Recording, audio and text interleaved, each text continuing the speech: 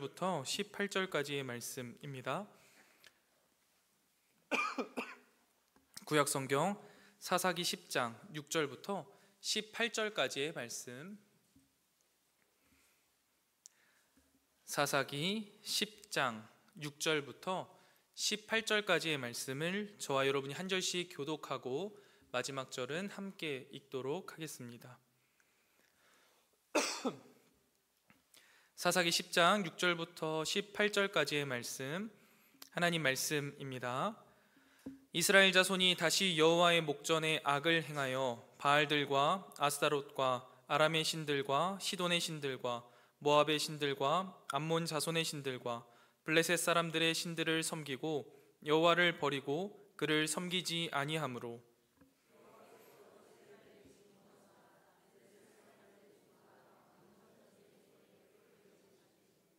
그 해에 그들이 요단강 저쪽 길르앗에 있는 아모리 족속의 땅에 있는 모든 이스라엘 자손을 쳤으며 18해 동안 억압하였더라.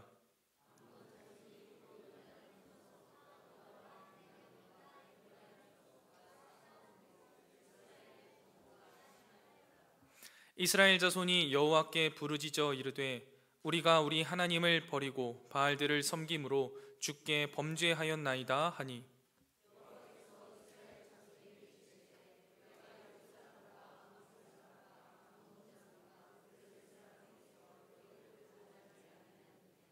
또 시돈 사람과 아말렉 사람과 마온 사람이 너희를 압제할 때에 너희가 내게 부르짖음으로 내가 너희를 그들의 손에서 구원하였거늘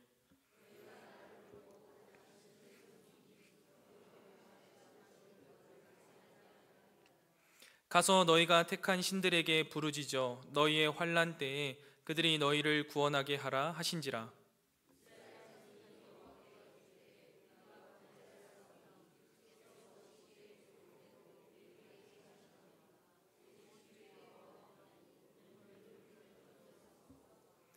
자기 가운데에서 이방 신들을 제하여 버리고 여호와를 섬김에 여호와께서 이스라엘의 곤고로 말미암아 마음에 근심하시니라.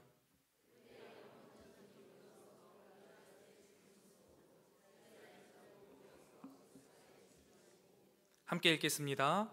길르앗 백성과 방백들이 서로 이르되 누가 먼저 나가서 암몬 자손과 싸움을 시작하랴. 그가 길르앗 모든 주민의 머리가 되리라 하니라. 아멘.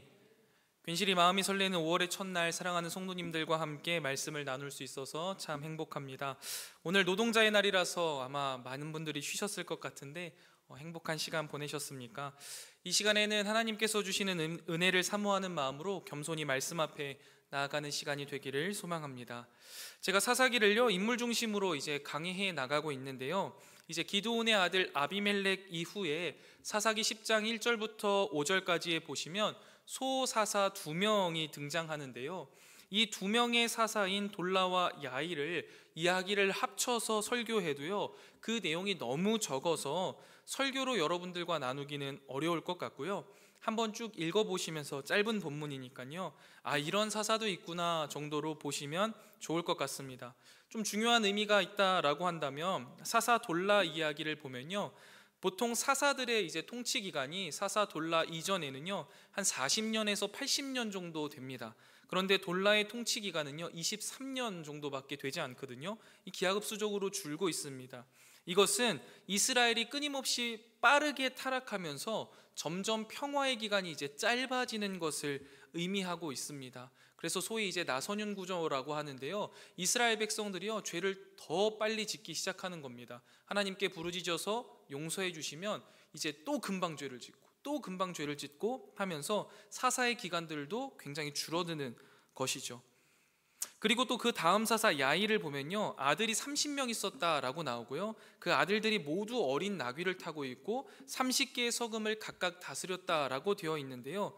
이 기드온 이후에 이 사람들이 모두 다 이 사사들이 조금씩 하나님 앞에 바르지 못한 모습으로 서는구나, 사사까지도 망가져가는구나 라는 모습을 통해 이스라엘이 점점 망가져가고 있구나 라는 것을 보여주고 있는 부분입니다.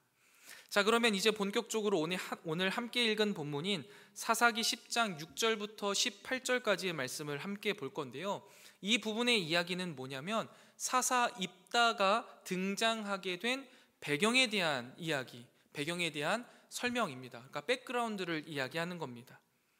오늘 본문 6절을 보시면요, 사사기에서 이제 사사가 등장할 때 늘 반복되는 이야기, 이스라엘이 또다시 하나님 앞에서 악을 행했다라고 되어 있는데요, 여기에서 나오는 또다시라는 이 표현은 동일한 강도나 양이 반복됨을 의미하는 게 아닙니다. 똑같이 죄를 지었다라기보다는요, 더욱더 누적되어서 더욱더 심한 죄를 지었다라고 강조하는 의미입니다. 그들의 불순종으로 말미암아 하나님은 그래서 그들을 이방의 민족의 손에 파십니다. 암몬과 블레셋이죠. 그리고 공공해진 이스라엘은 다시 하나님을 찾으며 부르짖습니다. 그런데 이번 이야기의 특이점은 뭐냐면요, 원래 하나님께서는 그들이 부르짖으면 기다렸다는 듯이 그들에게 응답해 주시고 구원해 주셨습니다. 그런데 오늘 본문을 보시면 하나님께서는 그 이스라엘의 첫 번째 부르짖음에 차갑게 거절하십니다. 그들을 즉시 구원하지 않으셔요. 이 부분이 그동안의 사사기 패턴과는 좀 다른 점인데요, 그래서 오늘 이 시간에는 과연 하나님께서는 왜 이번에는 이스라엘 백성의 부르짖음에도 불구하고 그들을 바로 구원하지 않으셨는지, 그리고 이러한 이스라엘을 반면교사 삼아서 우리는 어떠한 삶을 살아야 할지를 이 시간 함께 나누어 보겠습니다. 사사 입다 이야기에도요, 다른 사사의 이야기의 전형적인 차례를 따라서 이스라엘의 범죄에 대해서 이야기합니다. 조금 전에 말씀드린 대로 그 범죄의 강도나 양은 오히려 더 높아졌고 많아졌습니다. 사사기 10장 6절을 보시면요, 이스라엘 자손이 섬긴 이방신의 명단이 쭉 나옵니다. 제가 위에 표로 좀 정리해봤고 나머지 이제 가나안 신들도 정리해봤는데요, 자세히 보실 필요는 없지만 이 가나안 신들은요, 대부분 농업과 관련되어 있습니다. 그래서 비, 바람, 폭풍과 같은 날씨를 관장하거나 아니면 그 가운데에서 풍요를 가져다 주기 위해 많은 다산을 상징하는 신들이라고 믿어졌습니다. 그래서 이 우상을 잘 섬기면 좋은 날씨를 줘서 많은 풍요를 얻게 하고, 잘 섬기면 많은 자녀를 낳게 해서 번영을 이루게 해줄 것이다 라고 믿고 우상을 섬겼던 것이죠. 그런데 여러분, 이 가나안의 우상을 섬기는 일들은요, 쉬운 일이 아니었습니다. 그냥 내가 섬길게요 라고 한다고 해서 섬길 수 있는 일이 아니었습니다. 매우 많은 돈이 들어가고요, 매우 많은 노력이 들어가는 일이었습니다. 이 우상을 섬기기 위해서는요, 이스라엘 자손이 거주하는 모든 지역에요, 우상을 위한 독립적인 신당을 만들어야만 했습니다. 그리고 그 신당 안에는요, 그 우상을 형상화한 조각이 들어가야 돼요. 그리고 그 신당에서는요, 우상을 섬기는 방식이 각각 다 다르잖아요. 그리고 그걸 이스라엘 백성들은 모르잖아요. 그러니까 이 무지함을 배우기 위해서 그 외국에서 전문적인 훈련과 교육을 받은 우상 숭배 전문가를 영입해야 돼요. 그리고 그들에게 배워야 합니다. 그들의 제사장과 봉사자를 많이 육성해야 돼요. 그리고 또한 제물을 바쳐야겠죠. 각각 주어야 되는 제물들이 다르니까 무수히 많은 짐승들을 제물로 준비해야 하는 겁니다. 뿐만 아니라 이 가운데에는요, 사람의 신체나 사람을 제물로 바치는 인신제사를 원하는 우상들도 있어요. 그러면 인간 희생물도 물색을 해야만 하는 겁니다. 이렇듯 다른 지역의 우상을 섬긴다라는 것은요, 결코 쉬운 일이 아닙니다. 수많은 돈과 수많은 노력이 들어가야지만 이 우상을 섬길 수 있어요. 그런데도 불구하고요, 이스라엘 백성들은 하나도 아니라 가나안에 있는 모든 우상들은 다 섬긴 거예요. 그리고 나열된 나라와 우상들을 보면요, 신명기 7장 1절에 나와 있는 가나안 땅에 살아가고 있는 민족들을 소개하는 것과 동일한 목록이거든요. 그러니까 이 말인즉슨 이스라엘 백성은요, 야훼 하나님을 제외한 가나안에 있는 모든 우상이란 우상은 다 섬긴 겁니다. 여러분, 근데 이게 참 아이러니한 거죠. 가나안의 우상신들이 이스라엘 백성에게 약속하는 건 뭐예요? 그들이 왜 가나안의 우상신들을 섬긴다고 말씀드렸습니까? 풍요, 번영을 위해서예요. 그런데 여러분, 우리가 곰곰이 잘 생각해 보면요, 이 이스라엘 백성들에게요, 하나님께서 이 풍요와 번영은요, 거저 주시겠다라고 이미 약속한 내용입니다.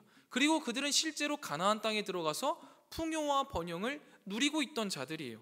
신명기 6장 10절부터 13절에 그 증거가 있는데요, 제가 읽어드리겠습니다. 신명기 6장 10절에서 13절입니다.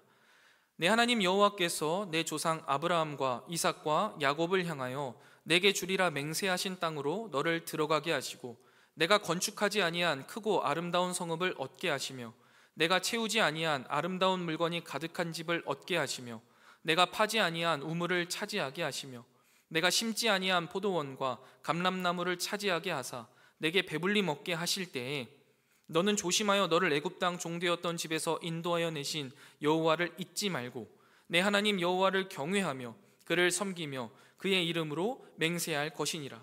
아멘. 여러분, 이 말씀을 보면요, 하나님께서요, 이스라엘에게 이미 풍요와 번영을 약속하셨습니다. 그것도 그들이 심지도 않고 그들이 노력하지도 않았는데 하나님의 약속을 따라 가나안 땅에 들어가면 하나님이 그렇게 해주시겠다라고 하셨고, 실제로 그들은 풍요와 번영을 누린 거예요. 그리고 그때 하나님이 또 뭘 말씀하십니까? 그때 나를 잊지 말아라, 그리고 나를 경외하라 분명히 말씀하셨음에도 불구하고요, 이 모든 말을 잊고 다른 우상을 섬기면서 스스로 풍요와 번영을 얻고자 했던 게 이 이스라엘의 모습인 겁니다. 아이러니하지 않습니까? 여러분, 더군다나 지금 이스라엘이 섬기는 이 우상들이 다 어떤 우상들입니까? 그들을 괴롭혔던 나라가 섬기는 우상들이에요. 뿐만 아니라 그렇게 그들을 괴롭혔던 나라여서 하나님이요, 하나하나 다 망가뜨리고 부셔뜨린 우상이라고요.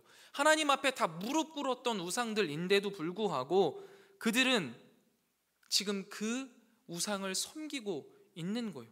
여러분, 이성적으로 생각했을 때 이게 이해가 되십니까? 저는 이해가 잘 안 돼요. 그런데도 불구하고요, 이 이스라엘 백성들은 이 우상들을 섬겨가고 있었습니다. 여러분, 만약에 이런 상황에서요, 여러분이 하나님의 입장에 서신다라고 한다면 여러분은 이러한 이스라엘에게 어떤 감정을 느끼실 것 같으십니까? 내가 그동안 너희를 위해서 얼마나 많은 걸 했는데, 내가 너희를 얼마나 사랑했고 얼마나 아꼈는데 나의 노력은 전혀 알아주지 않는 것에 대한 서운함과 또 당혹스러움이 있지 않겠습니까? 내가 구원해 주었을 때 정말 감사하다고, 앞으로 하나님 한 분만 경외하겠다라고 섬기겠다라고 할 때는 언제고, 이제는 하나님만 빼놓고, 이스라엘의 그 하나님만 빼놓고 가나안의 모든 잡신을 섬기고 있는 모습을 보면 그 얼마나 배신감을 느끼겠습니까? 그리고 인간적인 감정으로 느낄 때는, 그래, 나를 떠났으면 차라리 잘 살기라도 했는데 잘 사는 것도 아니고 지질이 궁상으로 살면서 이제 못 살겠다고 살려달라고 하는 모습에 얼마나 마음이 힘들었겠어요. 그런 모멸감을 느끼지 않으셨겠습니까? 이게 이스라엘을 향한 하나님의 마음이 아닐까라는 생각을 해보는 거죠. 그런데 여러분, 우리가 곰곰이 생각해 보면요, 오늘 본문에 등장하는 이런 답답하고 하나님의 입장이라면 정말 모멸감을 느끼고 배신감을 느낄 것 같은 이 이스라엘 백성들의 모습이요, 마치 우리의 모습과 비슷하다라는 느낌을 받는다라는 거죠. 오직 하나님의 은혜로 죄의 종됐던 우리가 구원을 받았습니다.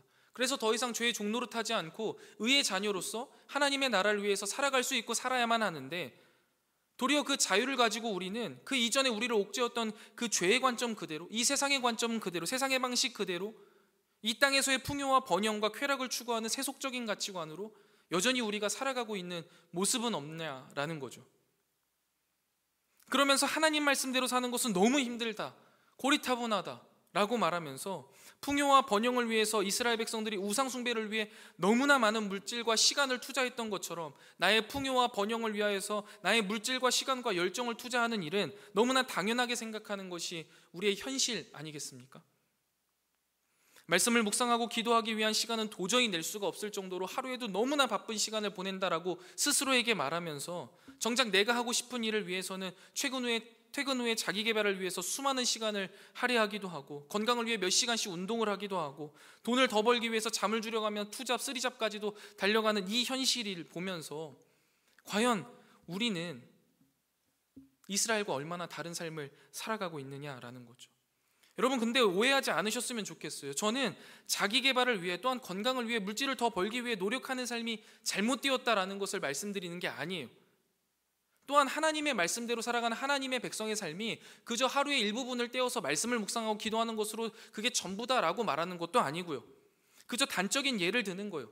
우리에게 동일한 시간인데 하나님을 알아가고 하나님을 더 닮아가기 위해서 사용하는 시간은 너무나 힘들고 불가능하고 아깝게 생각하면서 내가 조금 더 풍요로워지고 내 삶이 조금 더 건강해지고 나의 뭔가 만족을 위해서 하는 모든 행동들은 괜찮다라고 생각하는 그 안일함이 결국 우상 숭배다라는 것을 저는 말씀드리고 싶은 겁니다. 여러분, 이렇게 살아가는 하나님의 백성은요, 정말 미련한 모습으로 살아가는 겁니다. 왜냐하면요, 우리는 우리의 풍요와 번영을 위해서 살아야만 하는 존재가 아닙니다. 왜 그렇습니까? 우리가 도리어 하나님의 나라와 그의 영광을 위하여서 살아갈 때 우리에게 필요한 풍요와 번영은요, 오히려 자랑스럽게 하나님께서 우리에게 주시는 것임에도 불구하고요, 이 주객이 전도되어서 오히려 내가 더 수많은 노력과 더 많은 고생을 해서 풍요와 번영을 얻으려고 하면 애를 쓸 수 있겠지만요, 더 중요한 하나님을 놓치게 됩니다.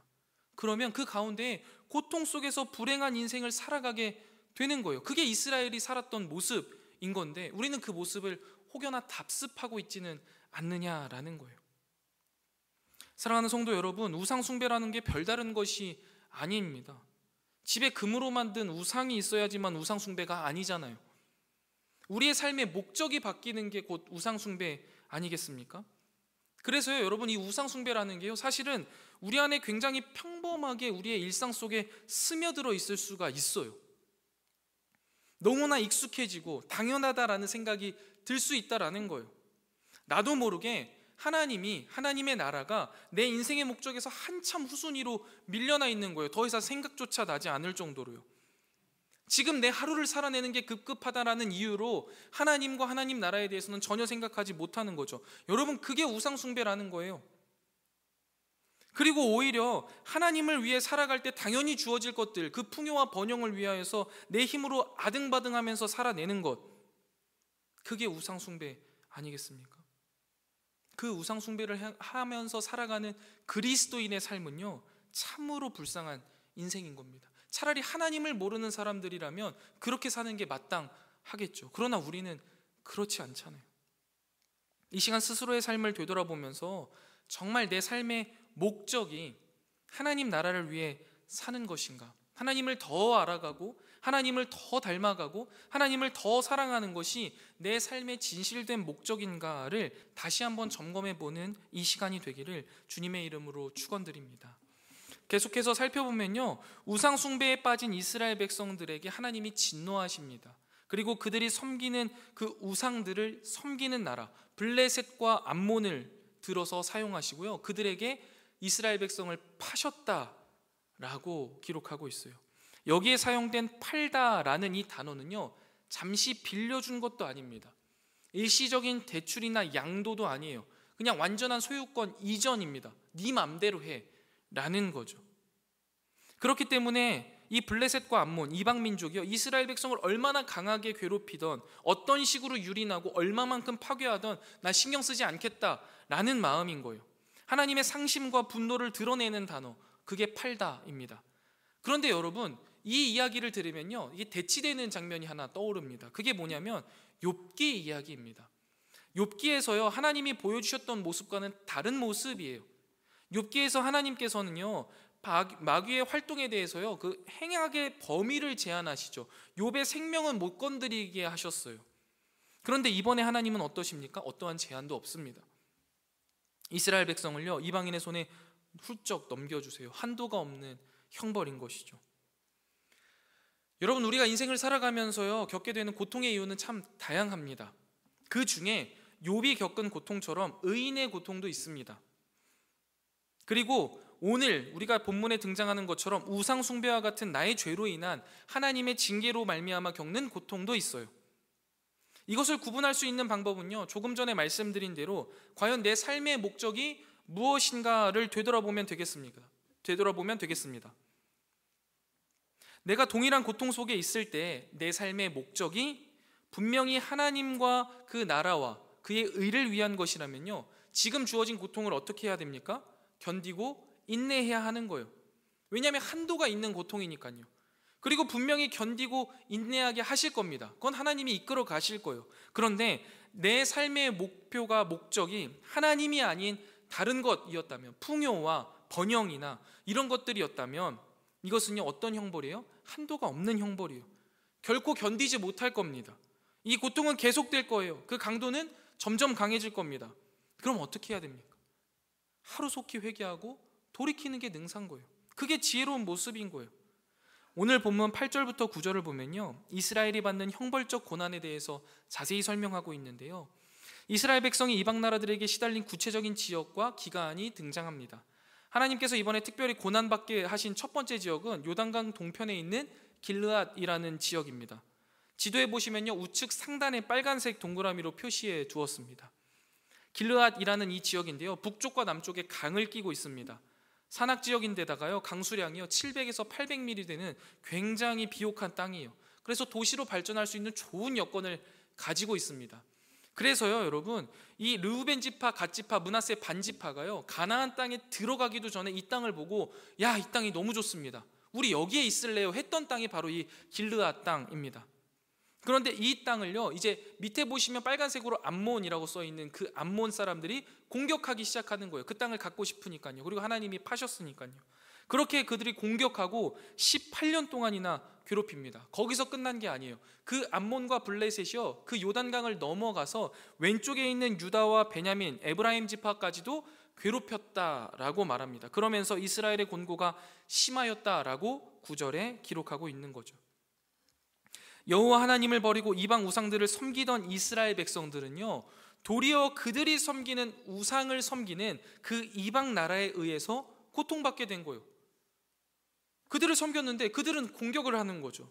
아주 아이러니한 상황이 되어버린 거예요. 나를 지켜줄 줄 알았던 우상, 나에게 풍요와 번영을 준다고 약속했던 그 우상들이 나를 공격하는 상황이 되어버린 겁니다. 이러한 상황 속에서 이스라엘 백성들은요 18년 동안이나 그 고통의 이유를 깨닫지 못했습니다. 아마 이 고통 자체만을 주목하고 그 고통 너머에 있는 하나님의 섭리는 깨닫지 못했던 것 같아요. 매일 아침 고통 중에 깨어나고 고통과 함께 걷고 고통과 함께 누워 자고 고단한 그 삶 속에서 고통을 없애려는 노력은 많이 했겠죠. 어떤 방법으로도 그 고통을 없애려고 애를 써봤겠죠. 그런데 18년 동안이나 없애지 못한 거예요. 그런데 18년이 지나고 나서야 드디어 이 고통이 전하는 메시지가 무엇인지를 이스라엘 백성들이 깨달은 거예요. 얼마나 깊은 고통의 시간이었겠습니까? 그리고 하나님 앞에 엎드립니다. 그리고 자신들의 죄를 이렇게 고백합니다. 사사기 10장 10절 말씀입니다. 이스라엘 자손이 여호와께 부르짖어 이르되 우리가 우리 하나님을 버리고 바알들을 섬김으로 주께 범죄하였나이다 라고 고백하죠. 그들의 고백의 핵심은 뭐예요? 하나님을 버리고 우리가 우상을 섬겼습니다 라는 거예요. 아, 우리의 고통의 원인이 우상 숭배입니다 라고 깨닫는데 18년이나 걸렸어요. 그런데 여러분, 우리에게도요 이러한 모습이 있다라는 생각하게 되는 거예요. 우리의 삶에 문제가 발생합니다. 고난이 찾아와요. 그러면 우리는 보통 그 문제 자체를 해결하려고 해요. 문제에 보이는 그 현상들, 위에 떠 있는 것들, 고통, 이것만 빨리 해결하려고 한단 말이죠. 그래서 그 문제의 본질을 해결하는 것을 대체로 간과합니다. 이 현상만 없어지면 괜찮을 것 같은 거예요. 그래서 문제를 해결하기 위해 방법을 바꿔보거나 아니면 때나 장소를 바꾸거나 아니면 사람을 바꿔보거나 여러 가지 시도를 해봅니다. 그런데요, 문제의 본질을 해결하지 않으면 그 문제는 계속해서 지속되기 마련이에요. 그리고 더 힘들어집니다. 문제의 본질을 해결하지 않아서 그 문제가 계속 지속되는 것을 우리는 경험하고 있습니다. 그거 아주 가까이서 경험하고 있거든요. 대표적인 예가요, 바로 한국 기독교의 위기에 대한 이야기입니다. 한국 기독교의 위기에 대해서 들으신 지 얼마나 되셨습니까? 10년도 훌쩍 넘은 것 같아요. 제가 처음 신학교 갔을 때도 이미 위기였어요. 아마 18년 이스라엘처럼 그 이상 된 것 같아요. 수많은 목회자들이 계속 위기라고 외칩니다. 그들 나름대로의 문제 해결 방안을 제시해요. 이게 좋겠다, 이렇게 하면 된다, 저렇게 하면 된다 이야기하죠. 근데 여태까지도 한국교회는 위기예요. 매년 말할 때마다 더 급격히 위기를 향해 치닫고 있다라고도 말하죠. 그런 우리에게 이 위기를 해결할 수 있는 유일한 방법은 그 문제의 본질을 깨닫는 것인데요, 제가 생각할 때 가장 근원적인 한국교회의 문제는요, 우리가 하나님을 버리고 다른 무엇인가를 숭배하는 것이라고 생각합니다. 그 다른 무엇인가는 별게 아닙니다. 한국교회는 스스로 한국교회를 섬기는 것 같아요. 그래서요, 이 시간 서두의 질문을 다시 한번 우리 한국교회와 우리 성문교회와 우리 자신에게 던져보려고 합니다. 여러분, 과연 한국교회는 무엇을 위해서 존재해야 하는 겁니까? 우리 성문교회는 무엇을 위해서 여기에 존재해야 되는 걸까요? 과연 나는 무엇을 위해서 살아가는 존재입니까? 우리는 왜 살아야만 하는 걸까요? 한국교회는 무엇을 위해 존재해야 될까요? 마치 본문의 이스라엘이 이스라엘 스스로의 풍요와 번영을 위해서 존재했듯이 한국교회가 한국교회 스스로의 풍요와 번영을 위해서 존재하고 있는 것 아니겠습니까? 한국교회가 위기라고 말하는 게 뭐예요? 한국교회가 하나님 나라와 영광을 위하여서 세상의 빛과 소금의 역할을 감당하지 못하는 것 때문에 위기라고 말하는 게 아니잖아요. 늘 항상 말하는 게 성도 숫자가 줄어들고 있다, 교회 숫자가 줄어든다, 재정이 줄어가고 있다, 이게 위기다 라고 말하고 있지 않습니까? 여러분, 이게 정말 위기입니까? 위기의 본질인가요? 하나님의 이름을 걸고 스스로의 풍요와 번영을 위해서 세상과 동일하게 이득을 추구하는 종교 장사를 하고 있는 것 같아요. 목적과 수단을요 교모하게 바꿔버립니다. 은밀하게 우상숭배를요 저지르는 모습이 한국교회의 위기를 초래했다고 생각해요. 그게 너무나 오래된 거예요. 그런데 다른 것들을 자꾸 바꿔가려고 하는 거죠. 뭔가 프로그램이 대단하면 괜찮을 거라고. 여러분, 한국교회는요 한국교회라는 우상을 내려놔야 됩니다. 하나님 나라를 위하여서요 우리 스스로를 태우고요 우리 스스로를 녹여야 할 때라고 생각해요. 다음으로 우리 성문교회도 마찬가지겠죠. 우리 성문교회는 무엇을 위해서 존재하는 겁니까? 하나님과 이웃을 위해서 존재해야 하는 것 아니겠습니까? 과연 우리 성문교회는 무엇을 위해 존재합니까? 그저 우리 성문교회를 다니고 있는 성도들에게 편안하고 안락한 예배의 장소와 환경을 제공하고 종교적 서비스를 제공하기 위해서 존재하고 있지는 않습니까? 과연 우리 성문교회는 이 하나님의 사랑을 이 지역사회에 전하기 위해서 얼마나 분투하고 있고 얼마나 많은 에너지를 사용하고 있습니까? 더 나아가 과연 나는 무엇을 위해 살아가고 있습니까? 나 스스로를 위해서 살아가고 있는 것 아닙니까? 바알과 아세라로 비유되는 풍요와 번영을 위해서 강남의 아파트는 못 살아도 40평대 아파트는 살아야죠. 아이들 유학은 못 보내도 인서울 4년제는 보내야죠. 매달은 못 가도 1년에 한두 번은 해외여행 가야 되죠. 그래서 애를 쓰면서 바쁘게 분주하게 돈을 벌기 위해 아등바등 살아가고 있지는 않습니까? 과연 나는 하나님 나라와 그의 의를 위하여서 그 사랑을 내 이웃에게 전하기 위하여서 얼마나 많이 분투하고 얼마나 많은 에너지를 사용하고 얼마나 많은 물질을 내어 쓰고 있습니까? 그저 일주일에 몇 번 교회에 나와서 예배 드리는 것으로 내가 하나님 나라를 위해서 살아간다라고 말할 수 있는 것 아니잖아요. 오늘도 나를 통하여서 내 말 한마디를 통해서 내 행동 하나를 통해서 하나님이 드러나기를 바라는 마음으로 내 안에 있는 나를 죽이고 말씀과 기도로 내 안에 없는 사랑을 차곡차곡 담아서 그 사랑을 전하는 삶을 살아가고 있는지 우리 스스로에게 진정성 있게 물어봤을 때 과연 우리 자신은 무엇이라고 대답할 수 있겠습니까? 과연 이 질문에 예스라고 말할 수 있을까요? 여러분, 우리 삶의 본질적인 문제는요 우리가 하나님을 섬기지 않는 겁니다. 우상을 섬기기 때문이에요. 이 사실을요 우리가 한시라도 빨리 깨달아야 합니다. 깨닫고 한시라도 빨리 회개해야 합니다. 깨닫지 못하고 회개하지 않는다면 그 징계로 인한 고통의 시간은요 계속 길어질 겁니다. 그 강도는요 한없이 늘어나 결국 우리를 주저앉힐지도 모르겠습니다. 사랑하는 성도 여러분, 신앙이라는 건요 복잡하지 않습니다. 단순합니다. 하나님을 위해서 살고요 타인을 위해서 사는 거예요. 그렇기 때문에 내가 지금 우상을 숭배하고 있는지 하나님을 섬기고 있는지에 대한 답변은요 내가 하나님과 이웃을 위해서 살아가고 있느냐라는 질문을 통해서요 너무나 쉽게 얻어질 수 있습니다. 내가 하나님과 이웃을 위해서 살아가고 있다면 나는 하나님을 섬기는 하나님의 백성이겠고요, 만약 그렇지 않다면 나는 나라는 우상을 섬기고 있는 이스라엘 백성과 같은 삶을 살아가고 있는 사람이라는 것이죠. 그래서 내 삶에 고통의 문제들이 있을 때 가장 먼저 나는 무엇을 위해서 살아가고 있는지를 내 스스로에게 질문해 보면 됩니다. 그래서 내가 하나님과 이웃을 위해서 살아가고 있으면서 겪는 문제라고 한다면요 이 문제는요 담대히 믿음으로 돌파하시기 바랍니다. 그리고 하나님이 분명히 그렇게 이끌어 가실 거예요. 그런데 만약 내가 나라는 우상을 섬기기 위해서 내 스스로가 풍요와 번영을 쫓기 위해서 살아오면서 겪었던 문제라고 한다면요, 그 본질적인 문제인 우상 숭배의 문제부터 해결하는 것이 우선입니다. 사랑하는 성목교회 성도 여러분, 여러분의 삶에 어려움과 문제들이 있으십니까? 그 문제를 해결하기 위해서 가장 근본적인 질문부터 우리 스스로에게 던져보시기 바랍니다. 과연 나는 무엇을 위해 살아가고 있는가? 이 질문을 통해 내가 하나님의 뜻을 따라서 살아감으로 인해 겪고 있는 고난인지 어려움인지, 우상을 숭배함으로써 인해 겪는 고난인지를 파악하고, 하나님의 뜻을 따라 살아감으로 인해 겪는 고난에는 믿음과 인내로 돌파를, 우상 숭배로 인해 겪는 고난에는 본질적인 회개를 통해 해결하는 저와 여러분이 되시기를 주님의 이름으로 축원드립니다. 계속해서 본문을 보면요, 자신들의 고난의 문제를 깨달은 이스라엘 백성들이 하나님 앞에 죄를 고백하였으나 하나님의 응답은 무엇이냐면 구원의 거부입니다. 거절하셨어요.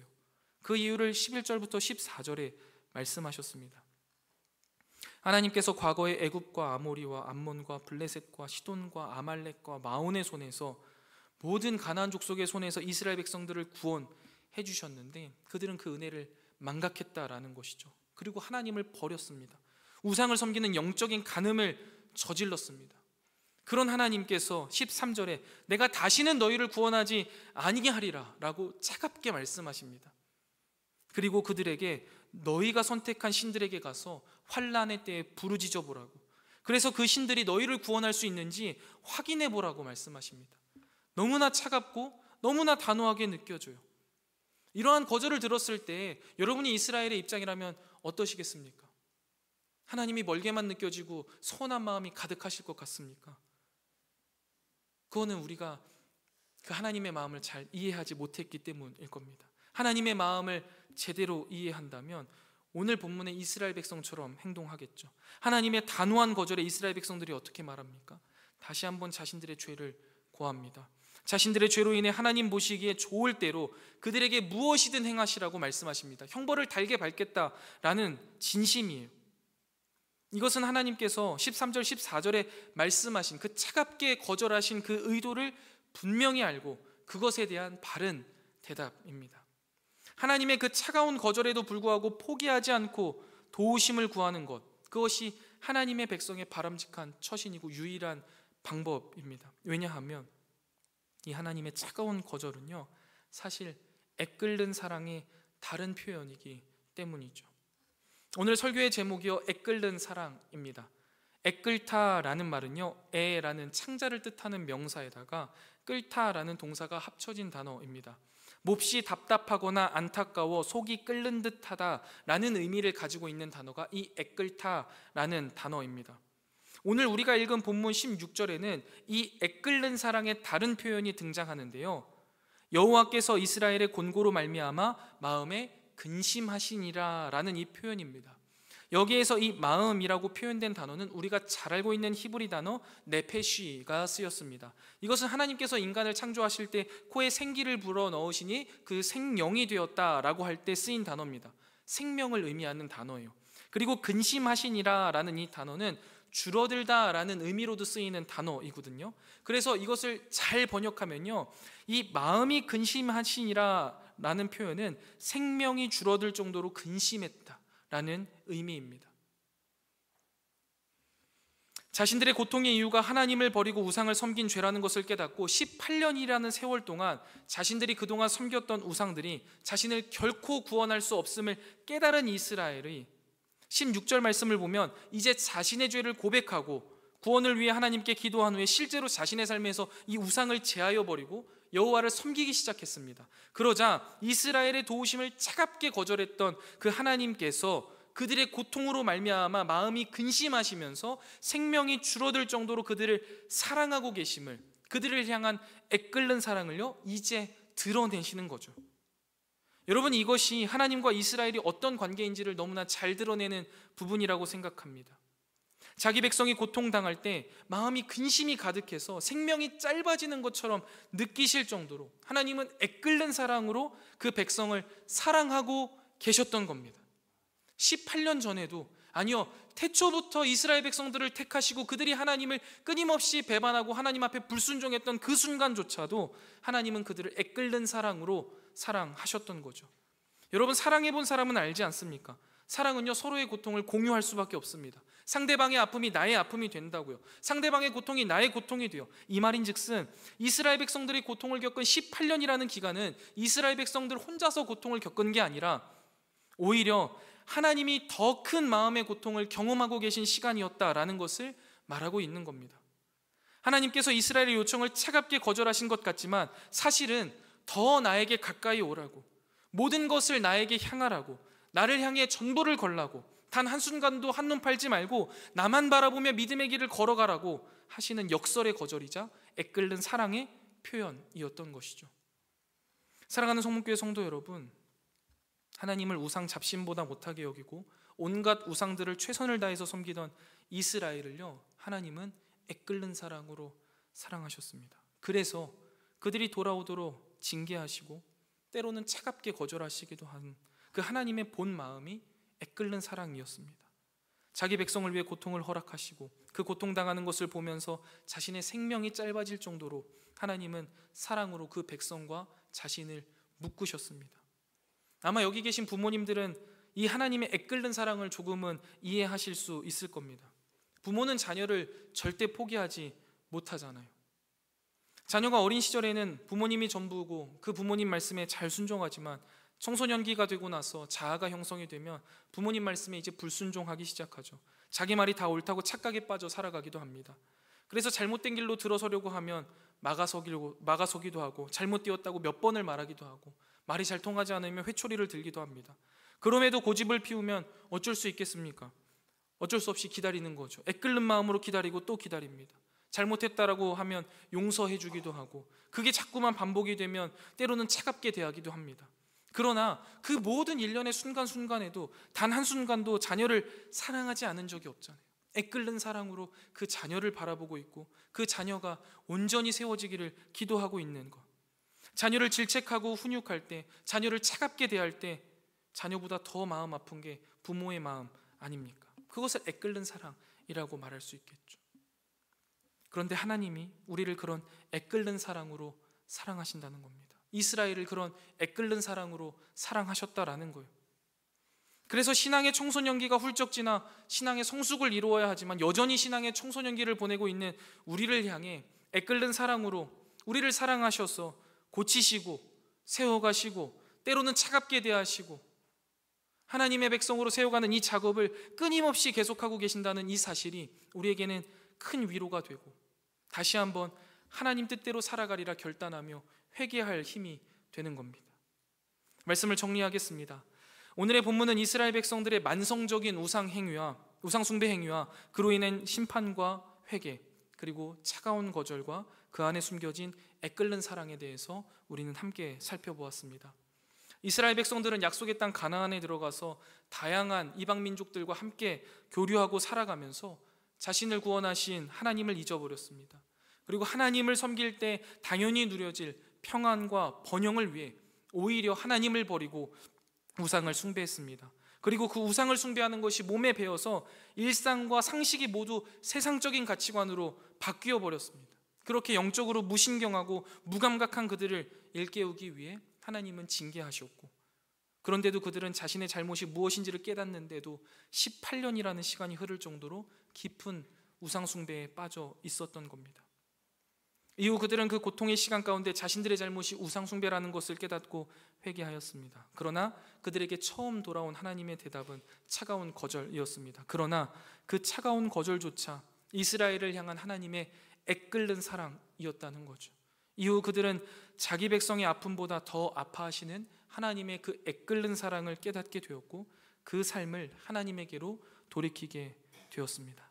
사랑하는 성목교회 성도 여러분, 오늘 말씀을 통해 우리도 스스로의 삶의 평안과 번영과 풍요를 위해 혹시 우상을 숭배하고 있지는 않은지, 이 우상을 숭배하는 것이 너무나 습관처럼 몸에 배어서 이 세상적 가치관을 가지고 세상의 방식대로 살아가고 있지는 않은지 우리 스스로에게 질문을 던지기를 원합니다.